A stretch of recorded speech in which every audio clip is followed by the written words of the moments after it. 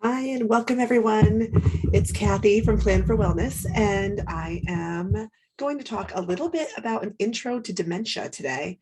Healthy brains have tens of billions of neurons. And so your brain is the powerhouse, the electrical department, the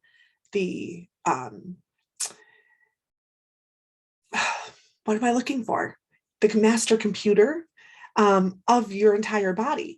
And yes, electrical. Your brain in its wake state actually generates, I think it's 12 to 23 watts of power. And that's kind of fascinating to me, but it's not surprising. And it's not surprising to me because your brain does all of the thinking. It's connected to your brain stem and then your spinal cord. It's all part of the same organ, your central nervous system.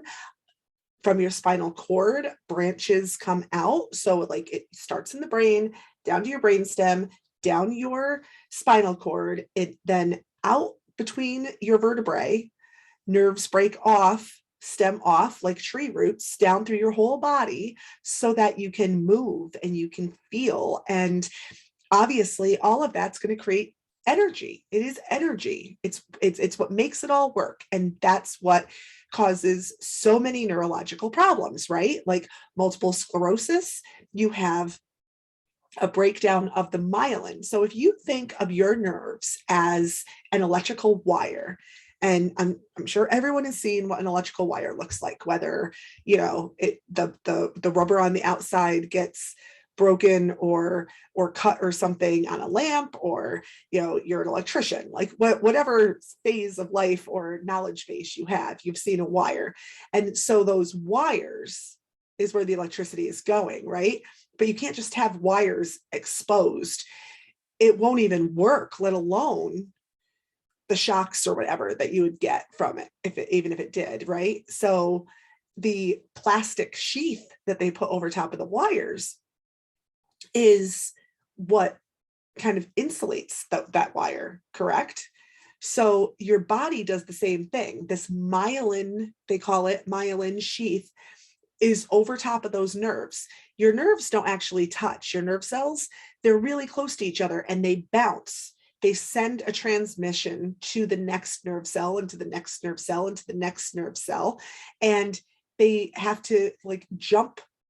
That impulse jumps from cell to cell, and that myelin keeps it there and allows all of those responses or transmissions to occur. So that's how your cells and your brain and everything work, your nerve cells and everything work. Your brain has tens of billions of those individual cells, and they differentiate pathways between sensory and motor. Your gray matter, you always hear people talk about that. Your gray matter is your actual like brain power, the neurons that help you think, that make you who you are, that do that type of work. But you also have the white matter. White matter is primarily glial cells, and they do a whole bunch of different things, but they have lots of jobs too. Like there's multiple different titles for different types of glial cells, but they help you with your blood-brain barrier. They are part of your immune system for your brain, because if you have a blood-brain barrier, then your typical immune system in your blood that helps to fight off infection in the rest of your body doesn't do that in your brain. It's why your brain doesn't get a fever, but the rest of you might, right? Your brain, I don't think, could handle a fever. So it works as the immune system for your brain. It makes that myelin, that sheath for nerve conduction. It helps keep the cerebral spinal fluid flowing because you've got your own fluid base around your brain and in your spinal cord. And when things happen to those cells, that's when you have your fibromyalgia, your Alzheimer's, schizophrenia, multiple sclerosis, ALS, Parkinson's, autism. So are you seeing how all these things really work together? The causes are still unknown completely as to why it is that you might have a deficit in those areas, in those glial cells. But It's thought to be that some of it could be hypertension, environment, lifestyle, history of cardiovascular disease, stress. I'm going to pause for a second on that environment thing. I feel like environment and lifestyle go pretty hand in hand together. If you smoke a lot or you drink more than the recommended dose of alcohol, then that is kind of your lifestyle, but it's also your environment because you're smoking the different chemicals into your body as well. But in today's day and age, like, you see that people are living longer, but you also see that people are kind of sicker a little bit. You have more cases of autism than ever before. I'm 50 years old, so I know what I see today, the amount of people with Alzheimer's, the amount of people with autism, the amount of people with different neurological disorders. You didn't see it as much when I was a kid as you do now. And some people are like, well, things weren't as diagnosed before. And that's maybe possible. But look at everything else that's also happened in the past 40 years, 30, 40 years. The technology that's occurred, cell phones, the cell phone towers, the changes in everything in technology, how we do everything, the cars that you drive, the global warming, the whatever. Like, when you look at all of that stuff, it's also just a really different world than it used to be. And I do think that things definitely participate in what it's doing to our bodies. Microwaves. And then when microwaves were invented, what did we do? We put everything in plastic. And then we found out that when you warmed up plastic, that a chemical that the plastic released when it was warmed up, your body actually construed or assumed that it was estrogen. Did you know that? I read that way, way, way back. I was a student when I read that estrogen, like the human skin and hair is amino acids, like very, very close to silk. Well, same thing. Like, there's some very close similarity between the chemical released in heated up plastic and estrogen. So your people's bodies were kind of taking that in as if it was estrogen. And so you started seeing younger girls getting their menstrual cycles earlier. You saw more incidents of breast cancer. You see men with breast cancer. You never really saw that before. You see more infertility issues than you ever saw before. And now people are starting to get back to, now then BPA came out. This is BPA free, buy this one because it's BPA free. And then a lot of people started going back to using glass or ceramic in the microwave instead. So consider those things when I say that. But we're talking about dementia. So there's a YouTube video that I did that's on the brain, on the lobes and what they all do and all of that. So I'm not going to go in depth with that right now. Maybe in a different podcast, but not the second. We're going to talk a little bit about dementia. So the early stages of cognitive deficits can present with impaired reasoning and problem solving, excessive difficulty with word finding, forgetting loved ones' names, visual spatial deficits, decreased senses of your smell and your vision, pretty basic stuff. The difference between normal forgetfulness and aging and the early stages of cognitive deficits is kind of the extent of those things. Like, it's the big joke, like, that you're old or you're aging when you walk into a room and can't remember what you're there for. Threshold syndrome, sometimes some people call it. I came through the door and then what did I come into this room for? I don't know. I'll retrace my steps. That's kind of normal. As we get older, our brains are shrinking a little bit. Our synapses are firing a little bit slower. Our brains aren't working quite as fast. We might call one of our loved ones by the wrong name. I mean, we all do that, like mothers especially. Like, don't we all do that? Like, which kid or animal are you? I'm just going to run through the list because I'm in a hurry and I know I said the wrong one, so I'll just keep saying them all. That's normal. Forgetting your loved one's name like knowing that that's my daughter, but God, I just can't remember what her name is. What was her name?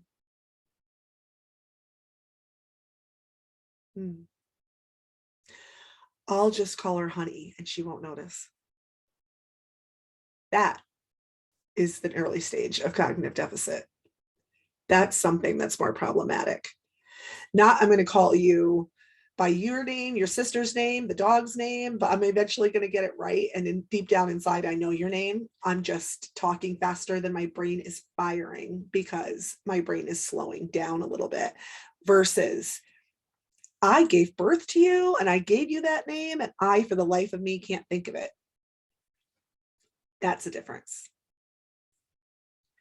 So stage 1 of dementia, and let me preface this by saying I'm talking about dementia, which is a huge umbrella term.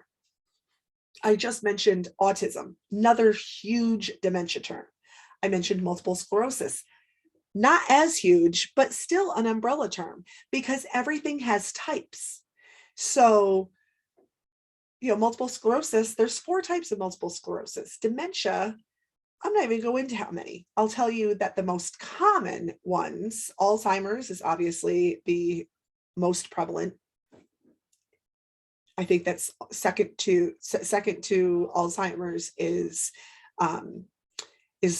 vascular dementia, because so many people have strokes or heart attacks or whatever that later causes it's a vascular reason. Your brain, that blood-brain barrier or whatever, if you have a stroke and you have a bleed or a clot that stopped a part of your brain from getting its blood supply for a little while and that part died, you could very well, because you already have cardiovascular disease, diabetes, had a stroke, maybe had little TIAs before you had that stroke, will potentially lead to vascular dementia in the future.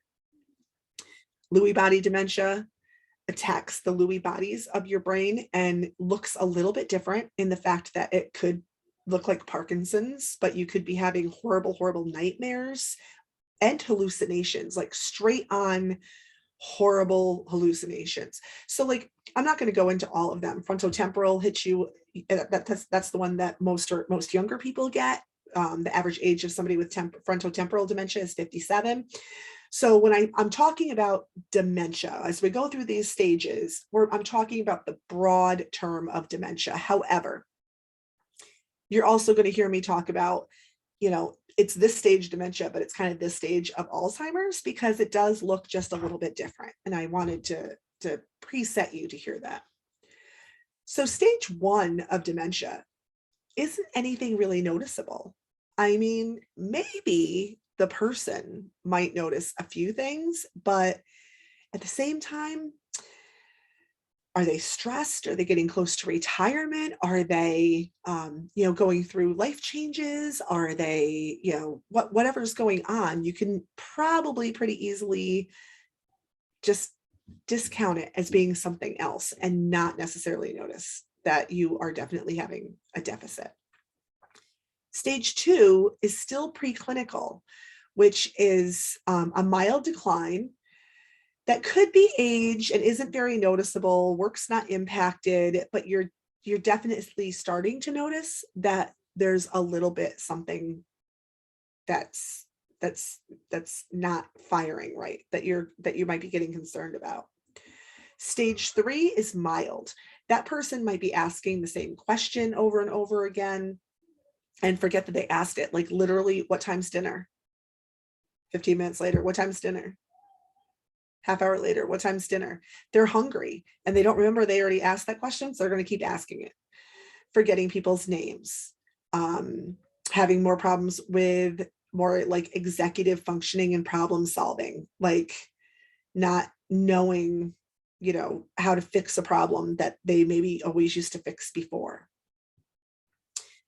Stage 4 is moderate dementia, but it's early to mild stage Alzheimer's. And those people are becoming a little bit more withdrawn.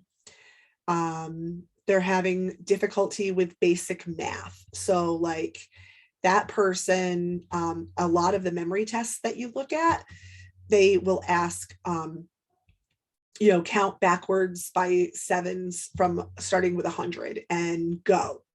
And people are like, I'm horrible at math. They don't even want to try it. When I do that cognitive test on people, they don't even want to try it because they're already at the stage and they know they're not going to succeed at it. So they want to avoid it at all costs. They're having more difficulty maybe in the kitchen, whether it's measuring something or remembering to turn the stove off.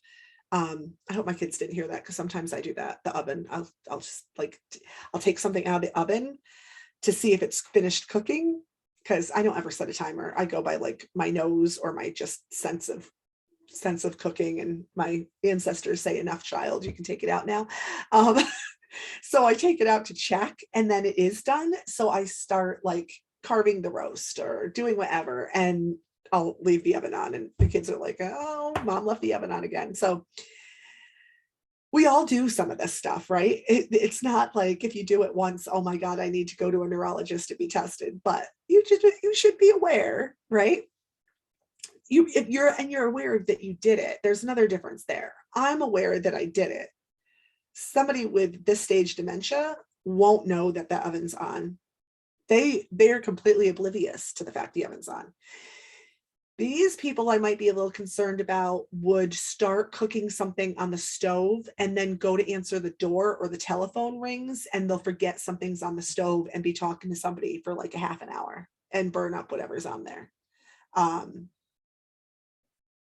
Or the burner's still hot and they put their oven mitt or something down on top of it, not realizing that would still be hot because it's not red anymore. That type of thing.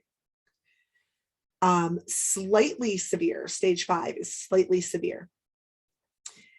That's moderate Alzheimer's. And these people will forget your address, their phone number. They're having a problem with even simpler math, like 40 minus 4 is 36. They have a hard time with that. They might confuse seasons and dates and different, different things like that. They like more broad things that like you think even like preschoolers are getting, like, oh, it's winter right now because it's cold outside, or we just had Christmas, so it's winter. They won't remember that it was just Christmas, and they won't remember that it's winter.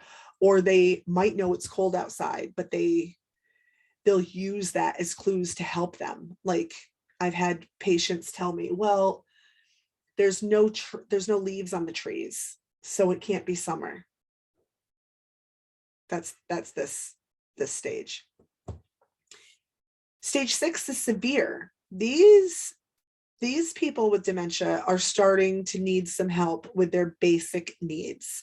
They're forgetting their family members. They might look familiar, but they don't know their name, and they may not know that it's their daughter. Like that, like going back to, that's my daughter, but I can't remember her name. Now she might look familiar. Now, not only do I not know her name, I don't know why she looks familiar. And they may not be bathing as much. They may be needing help with certain parts of their home skills. They may be either hoarding or not taking care of things and picking up. They may be going to the bathroom, but not taking care of hygiene as well as they should. Their sleep cycles might be more disrupted. They might be sleeping for a couple hours at a time and then getting up. They might have their circadian rhythms backwards, and they might be thinking more about, they might be waking up more at night and sleeping during the day. They might be having delusions, be paranoid, wandering off. The wandering is a big issue. They feel like they need to be somewhere, but they don't know where. They know that, like these people might be, you kind of start regressing, right? You're regressing to different periods of your life. So it might be time that my I need to get my kids off the bus. I need to make dinner for my husband. But this is grandma talking, and she's 90 and there's nobody to get off the bus. And her husband's been, passed away for like 10, 15 years now. But that's where she's at. So she's going to start wandering. She's going to go start looking for something. We're going to talk about behaviors. I think I'm going to do a whole podcast just on behaviors, but I don't even like the term behavior, because behavior makes it sound like you know you're doing something wrong or bad, that you're behaving badly, that you are, the term behavior leaves the connotation that you have that you have the sense of right from wrong and you don't care. And these people don't. They don't. Like, think about it. Like, everything's changing, and everything that you learned as a child is starting to waste away. So where sometimes I say this sometimes, like, they're reverting, so like, think about what it's like to be a child, treat them the way you would a toddler. I say that. However, the difference is that a toddler is learning from their mistakes. A preschooler is learning to do better. They're making habits and learning what's right and what's wrong. An adult with dementia doesn't know the difference, really does not register the difference. And they're doing it because they're scared. So as we move on from here, I want to get through the 7th stage, and I'm going to come back to that behavior thing for a second. The last stage is very late stage, which is they really need total assistance. They're sleeping all the time. They're probably not eating or drinking much. Between 6 and 7, they might be put on an altered diet from a speech therapist. They might be having aspiration pneumonia or not be chewing and swallowing well. So they're on pureed or chopped foods or something. And then as you go farther along, like, it just takes so much energy from your brain to just keep your organs going, that trying to like eat a meal and participate in bathing and dressing or getting up and going to the bathroom, like it's done, it's gone. They're going to be more bedbound at stage 7. They're going to potentially be getting contractures, which means that your joints are kind of stiffening and you're getting stuck in positions because you're not moving around a lot on your own, and your loved ones are usually letting you rest.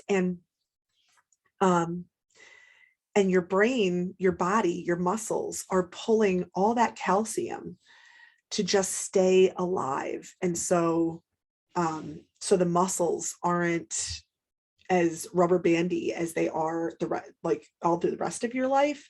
So they start to calcify and harden a little bit. And then you get in these fixed positions called contractures. And that's not uncommon, although we want to try to prevent them as best as we can. If it's causing them a lot of distress to stretch them, then I say we don't. And the reason why we don't is because I'm going to keep talking about behaviors. So I don't know why you're pulling on me. I don't know why you're stretching my arm out when it hurts. Why are you stretching my knees? It hurts. Don't do that. And then when you keep doing it and I hit you, you're going to say, I have a behavior. I don't have a behavior. You're doing something I don't like. You're in my personal space and you're yanking on me, and I want you to stop it. And I may not even have words anymore. So I'm going to swat at you because this isn't what I want and it doesn't feel good. Now, you do that to a family member. The family member may be like, I don't know why.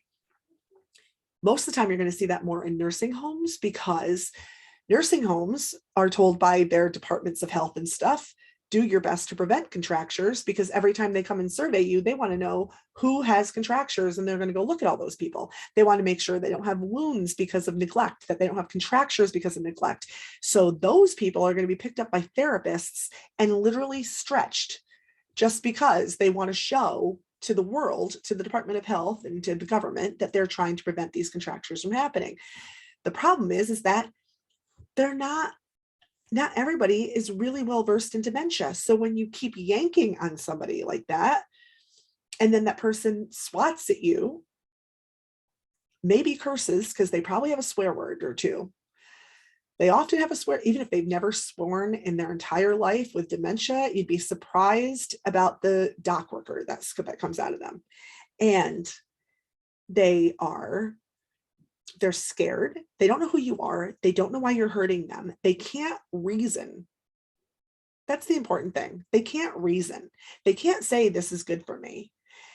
And it doesn't matter if I'm a therapist telling you, but honey, I can't let your hand stay like this. You're going to get a boo-boo. So I'm going to keep, and they're like, I don't care. I don't really understand what you're saying to me, and you're hurting me.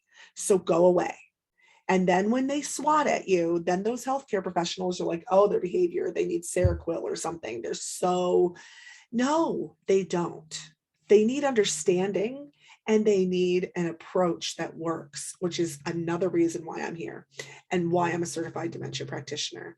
And even though it's easier to say than to do a lot of times, and everybody's different, everybody's brain is different, everybody's behaviors are going to be different.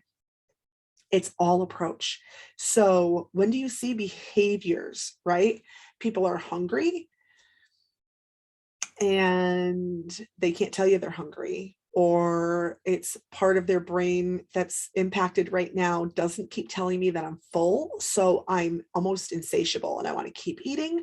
So I'll just find anything to eat. I'll put anything in my mouth. I'll find something, that's not even cooked yet, that's in the kitchen, but I'm hungry. Or in a nursing home, I'll eat off this other person's plate because they're not eating it and I ate all mine and I want more. So I'm going to go eat off of their plate.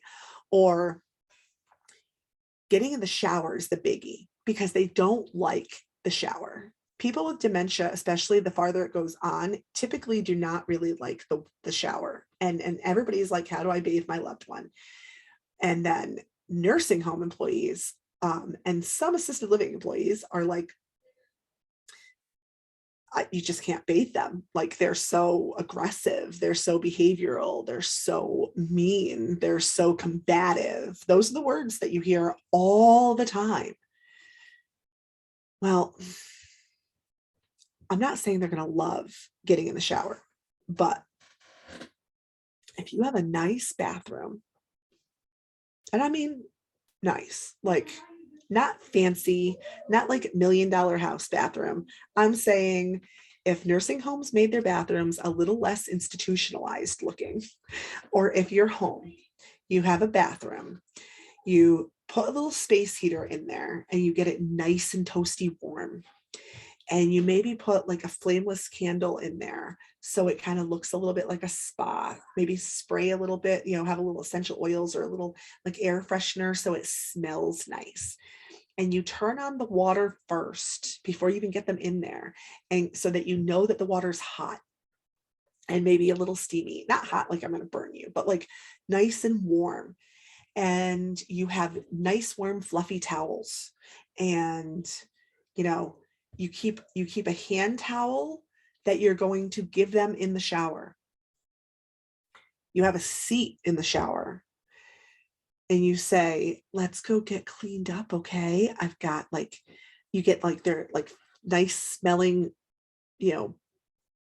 body wash. Don't worry about the hair. Don't worry about washing hair at this point. You're trying to just wash their bodies, because that's harder. You can go to the salon. You can do dry shampoo. We're talking about washing your body, right? So if you can hold their hand and be in their face, eye to eye, and be like, we're going to go get washed up a little bit, and I'm just going to help you, okay? You're going to do it. I'm just going to help you. And then you get them in there, You get them to try to take off as much as they can. You help if they need it, but you let them do what they can, and then you ask, can I help or do you need help?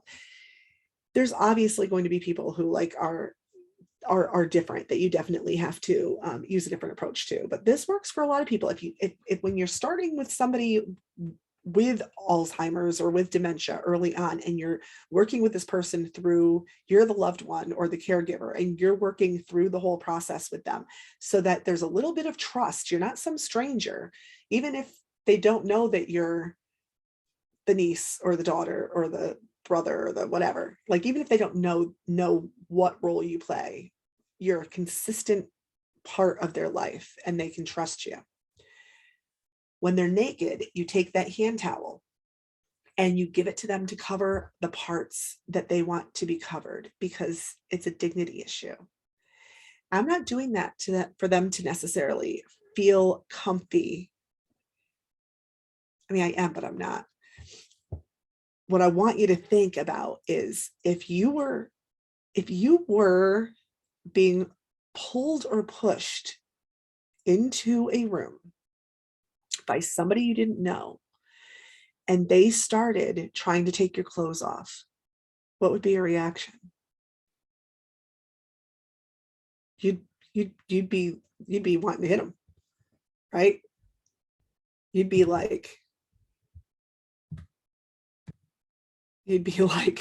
what on earth's going on here? Get away from me. You're not touching me. Get away, right? You're not going to allow that to happen. Well, again, that's why I don't call them behaviors. I call them like their responses that you don't like, right? But they're not wrong. They're doing what they feel is right for them in the moment. Don't touch me. Why are you pulling my clothes off? Why are you trying to touch me in ways that you're not supposed to? So again, like, when you let them do as much of it as they can, and you let them be covered as much as they can, then you're going to get farther. They're not as cold because you've warmed up the room and you've warmed up the water. You've given them something to cover themselves with so that they're not so exposed. And then you're going to let them wash whatever it is that they can, especially those more private parts, as long as they can. And honestly, even if they can't scrub really, like, the water's still helping, and you do what you can. But this is where the behaviors are stemming from. It's a lack of reasoning and the misunderstanding of why it is that people are touching them and doing things to them that is so uncomfortable that they feel the need to lash out to protect themselves. So moving on, the next thing I want to just talk about real quick is sundowning, which is the state of confusion that they get later in the afternoon and spanning into the night. It can come on with behaviors like that. It can be confusion, anxiety, aggression. They can ignore directions to, like, let's go put on pajamas, or it's time to eat dinner, and they're like not listening. It can lead to pacing and wandering. You see that a lot in the nursing homes, because the late afternoon in a lot of nursing homes, they have 3 shifts, not 2. I'm a huge proponent that healthcare facilities should have 2 shifts, that people should work 12-hour shifts, 3 days on, 4 days off, 4 days on, 3 days off, and two every 2-week paychecks. I think that would help so many people. And honestly, it even helped the staff, because especially post-pandemic, you're already short-staffed to begin with. People want time off. Right now, everybody works like 4 or 5 days or more for 8-hour shifts. But if you worked 12-hour shifts, you have more time off, more time to recover. You got less people in and out of the facilities who are potentially carrying COVID or whatever. And there's not that 3 o'clock shift change. The shift change in facilities really escalates that sundowning because it's busy.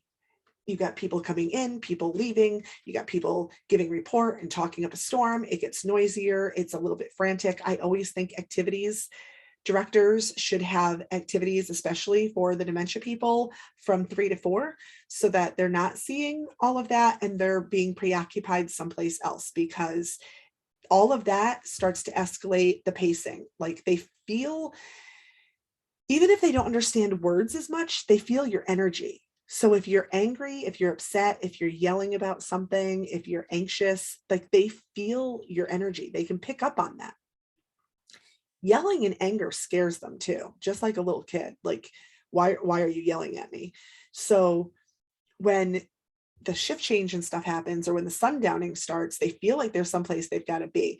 So they're going to wander, or they're going to pace, or at nursing homes and stuff, they want to participate in whatever it is that's going on while this frenzy of activity is happening. And they're pretty much usually told to just go sit down. I hate to say, it's the truth.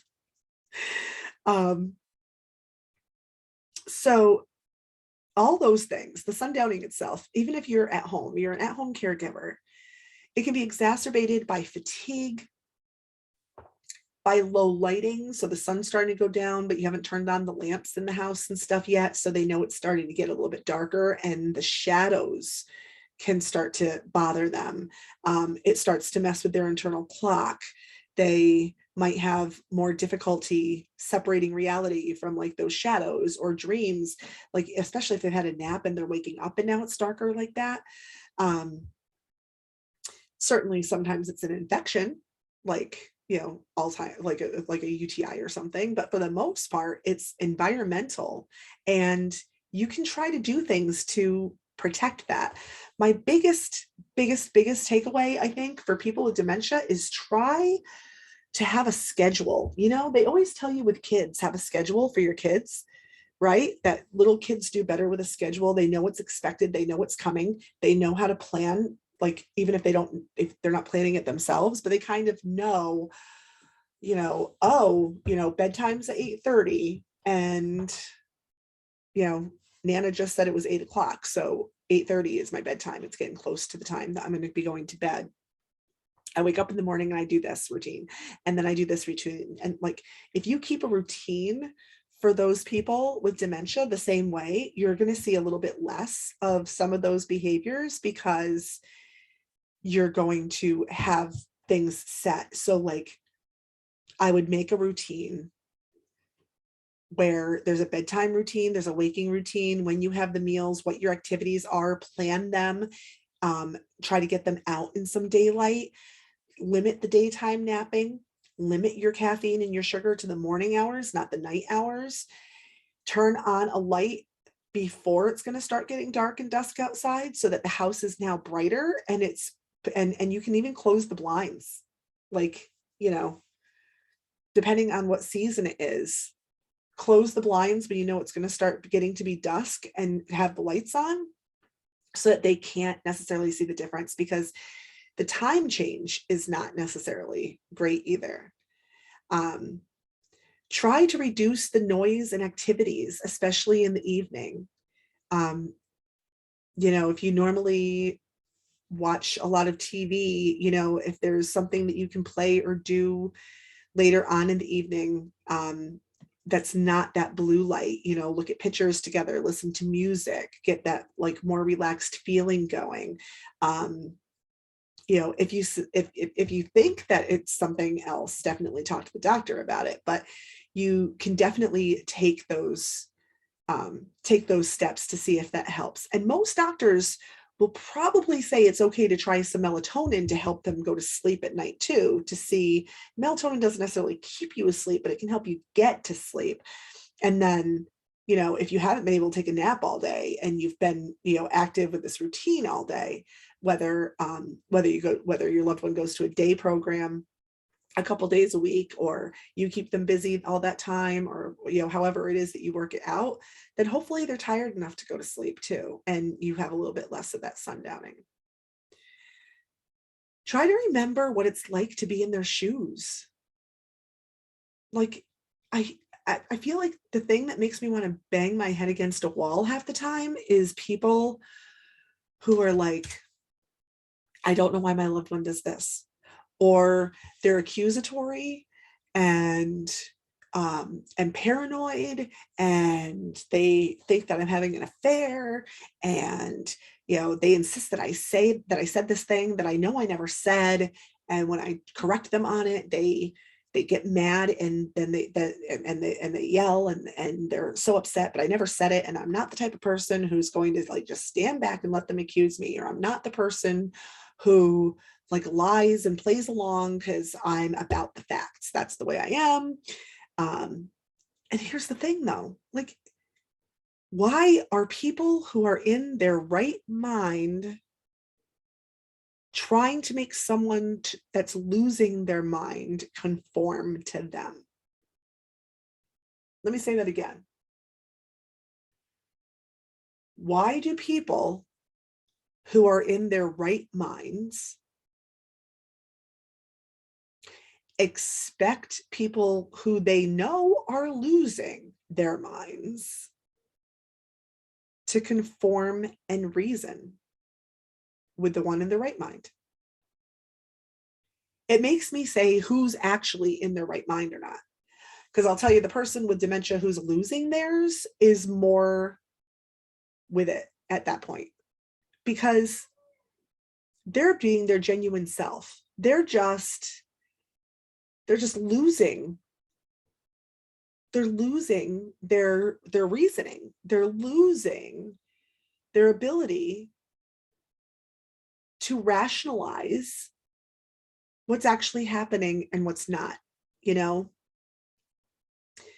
A man says hello to a woman at the store while his wife's shopping, but wife has dementia, and you looked at her and spoke to her, you're sleeping with her, and immediately go off on a tangent about something. If there was $1 for every time that happened, we could probably pay down the national debt. Like, that's a normal thing. Do we like it? No. Is it uncomfortable? Absolutely. Does it make me mad? How dare you accuse me of that when I'm sitting here taking care of you? However, she doesn't know the difference. That's the paranoia from the disease. That's the dementia. So you cannot tell me it's not your personality to play along. No. You're the able-minded one. It's kind of like, do you tell somebody who's in a wheelchair to get up and walk? Do you? You know somebody's paralyzed from like the chest down, and you say, get up and walk? No, you'd be like, what the hell's the matter with you? That person's paralyzed. Well, guess what? There's no difference. This person has dementia. Stop telling them to reason and think and act appropriately. They can't. They can't. So meet them where they're at. You obviously don't say, absolutely, I'm having an affair with her. What's your number? No. You change the subject. You change the subject. You go over and you take her hand. You look lovingly into her eyes. You say, you are more beautiful every day, and I love you so much. And you just be. You ignore it. It cut you to the soul that she would even think such a thing. And yet, you can't argue it. And why can't you? Care. Can't argue, reason, explain. Care. You care. But you can't argue with them. You can't reason with them. And you can't explain things away, because that part of their brain is not there. Care. Can't argue, reason, or explain. Think about that. Change the subject. It's not even about words. It's not even about words. It's about eye contact and human touch, gentle human touch. Sometimes people just need a hug. And honestly, there's huge health benefits to hugging, and you need to hug for at least 20 seconds at a time. I mean, not every time, obviously, not everybody has like all day to stand there and hug. And sometimes once you get through the first second or two, you're kind of like, all right, this is awkward, but it's not. For true health benefits of two people hugging, 20 seconds is the magic number to get like a really good energy health benefit out of that hug. So we're going to wrap up in a few minutes. I just want to talk real quick about also at this point, people don't always recognize when they're hungry or thirsty as this part's going on. So give them reminders. Another reason why a schedule is really good. You also want to consider the fact that at some point they may stop eating with utensils and start eating more with their fingers. And that's okay. That's okay. Their appetite is less, but you could try to offer food more frequently. So you can be making smoothies, protein smoothies, so that they're getting calories and nutrition and protein for their well-being, but they only have to drink it, and you can make small amounts, and you can, try to get them to drink it throughout the day. Yes, you can buy Ensure or whatever, but I feel like you can do that with your own protein powder, make them whatever flavor they want, add in some ice cream, whatever.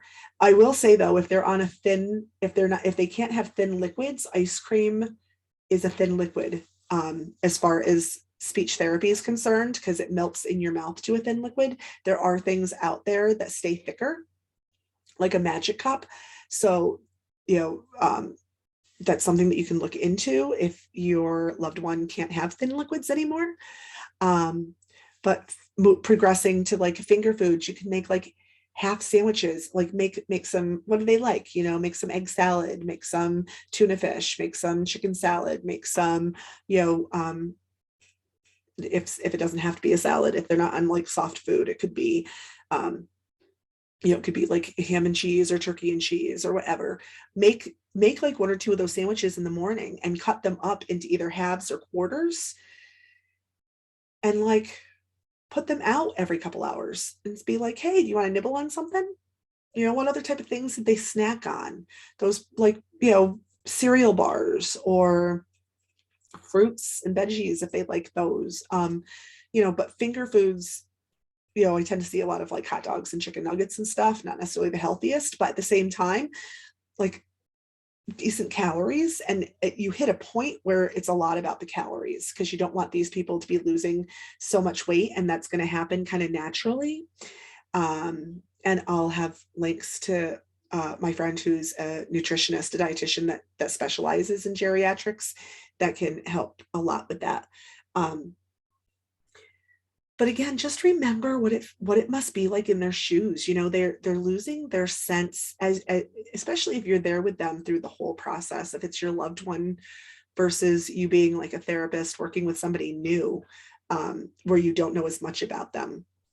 I'm actually putting together a book that'll hit the website in the next week. That is, it's a workbook to go over with your loved one. Doesn't matter what's wrong with them, or if there's nothing wrong with them, honestly. Like, I shouldn't even say it like that, because as an OT, it's not like what's the matter with you. It's more like what matters to you. And what matters to me is your story. And so I want to know how to connect with you and how to help you through whatever it is that you're going through in any phase of your life.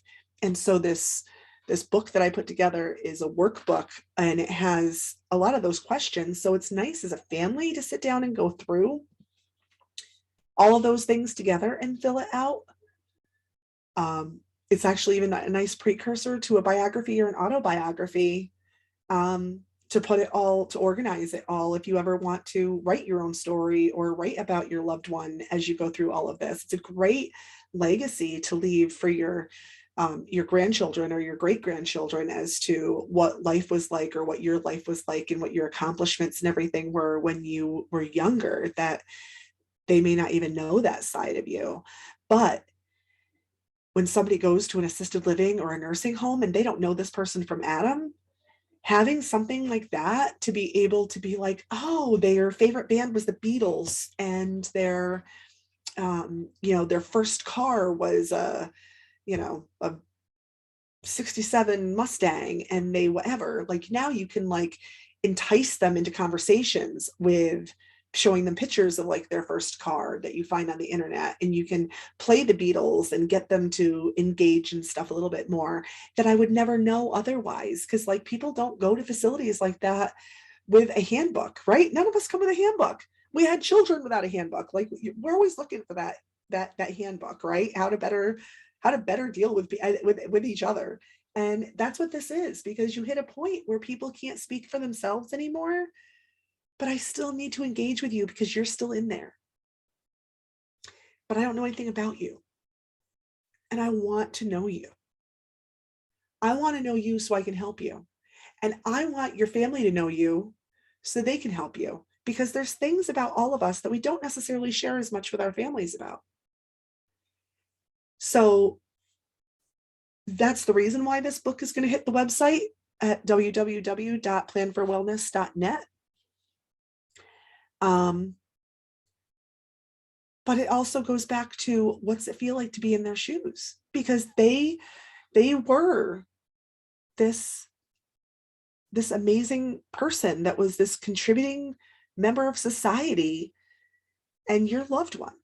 And they were, they were war veterans and entrepreneurs and authors and movie stars, for all I know, who's watching this. They were philanthropists. They were pastors. They were priests or nuns. They were people who helped form this country. And now they're losing themselves, and they know they're losing themselves. And I feel like this disease is like the hardest on them in the beginning. And then they hit a point that they don't know any different. And that's when it's even harder on the family, because now the family is mourning the loss of the person they always knew, because that person's kind of gone already. And now they're dealing with this other person that they don't really know as well. And they start treating them like they're somebody different, because they don't have the same conversations. They don't do the same activities together. They don't have that same connection. And now that loved one doesn't remember me anymore. There's an amazing doctor who I heard speak, and he said, we've been married for 40 years. She was the love of my life.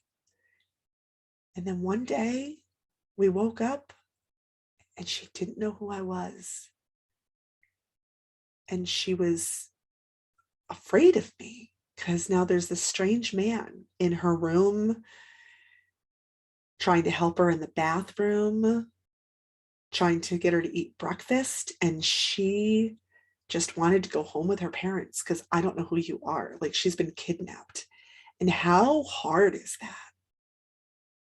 How hard is that? Like, he was in the middle of his own personal storm right then, because the love of his life didn't know him. But yet he had the intuition and the all with all to also be able to think, my poor wife.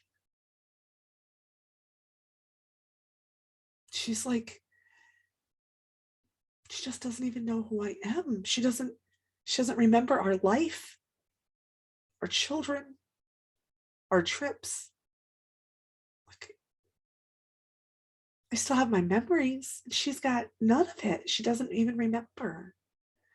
And so, sadly, it was kind of like 51st dates with them, because he had to then become that trusted friend that was in the house. Like, she didn't understand why she couldn't go home with her parents. You can't reason and rationalize that her parents are dead and like that home doesn't exist anymore. And the answer is no, you do not keep telling them that their loved one is dead. Because again, put yourself in their shoes. I can tell you When my grandfather that raised me died, he had a full military funeral, 21 guns, the flag, the trumpets, the whatever. It's not a trumpet, is it? Anyway, it's getting late for me. I've got to wrap this up. I love the respect and the I don't know what word I'm looking for, but a military funeral is beautiful. The sanctity of it, almost the ritual of doing these certain things to pay respect for someone who fought for this country and like possibly gave so much of themselves, and it's a beautiful thing. But when it's your loved one and those guns fire, it's like a jolt that goes straight through your body. And when you're going through all of that, to think through like what they must have endured in war that most of the time they probably didn't even talk about to even get to that point, right? Like, excuse me, with dementia,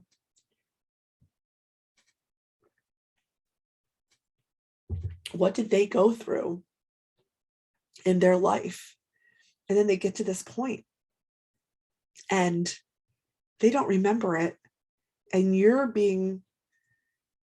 holding the torch to try to help them remember it, or to remember it for them. But that 21 gun salute, right? That shot that just makes you jump, that sadness, the knowing that my grandfather was gone and he wasn't going to be coming back. It was one of the saddest days of my life. So why would anyone want me to relive it over and over and over again? My first grandson only lived for 8 days. And none of us are ever going to forget that, right? Unless we end up with dementia. But if I end up with dementia,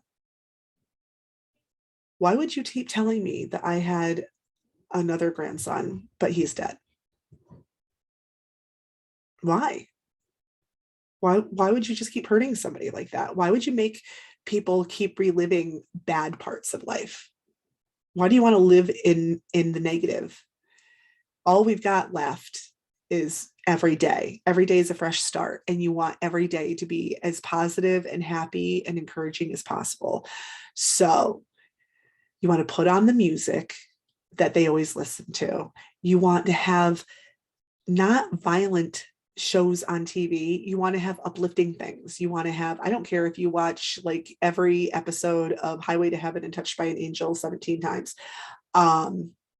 Many like Mary Poppins or like whatever. I mean, there's less violence and sex like years ago on TV than there is now, but you don't want them to even be listening to all the violence and have it either trigger a memory that they've suppressed and it takes them back to that. Like, you don't want to have a World War, well, a lot of World War II vets are passing away now, but you don't want to have a veteran that doesn't talk about it or suppresses a lot of that. And then as they start losing their memories, now you're going to put on some big old war movie and have all of those bombs and explosions and like remembering D-Day or whatever, and put that on and have them relive it all over again. Like, why would you do that? Why would you take them back to such a hard time or a hard place that they could have even been firsthand involved in? Why would you do that? Like, put on some things that are uplifting. Give them what they always liked and enjoyed. Were they a golfer? Put on a golfing station. Did they like football? Put on football. Did they, like fishing? Even if it's on YouTube with like loops of videos, it's okay. But like, give them what they enjoy. It's more about them. than it is about you. You have to take care of yourself and set boundaries as a caregiver. But you still need to, if you're going to be a true caregiver, you need to consider that other person, not just making sure that they're fed and clean, but how do I help them through this rough time? Because I'll tell you, you don't take somebody with COPD and tell them they can't have their oxygen because you don't feel like running the machine because the concentrator is too loud. And you don't tell people who are paralyzed that they can't have their wheelchair. And you don't tell people on feeding tubes that if you can't eat food through your mouth, then oh well, because I'm not messing with that tube. Everybody steps up and does something. And even though dementia is this hard and it's different every single day, and you're not even necessarily those stages I reviewed, you're not even in the same stage necessarily throughout the day. You could wake up in stage 4 and go to bed in stage 5. Like, who even knows? It's hard work. Most people with dementia who end up in nursing homes go into nursing homes because of the behaviors, and it's more than the family can handle. But I'm here to support you. And that does not necessarily mean that they can't go to a nursing home. It means I'm going to help guide you with what you need to know about the nursing home, how to advocate, to still visit. I'm not saying that you have to pick one and that I'm anti either. I just want you to be prepared. And I want that person to live as good of a life as possible for as long as they've got. And I want to partner with you to get you to and through this phase. And we can do it together. So I hope that helped. And I hope that you join us next time. And again, if I can be of more assistance, you can reach me at www.planforwellness.net. There are blogs, there is a store, and there is a contact page. So you can message me directly. You can comment here on the podcast. I will get back to you, and I will either answer your particular issue, or we can set up a coaching call. I do free 15-minute ones. Or I'll do an entire blog and podcast regarding it, because you're not the only one. So who knows? But I look forward to hearing from you. And I thank you so much for being here. I never, ever, ever take for granted the time that any of you spend with me. Time is valuable. And I do this because I'm hoping that I'm saving you time from searching on the internet and maybe getting misleading information and whatever. But I appreciate and covet the fact that you actually take the time to listen and to learn and to be a part of Plan for Wellness and my life. God bless. Bye, guys.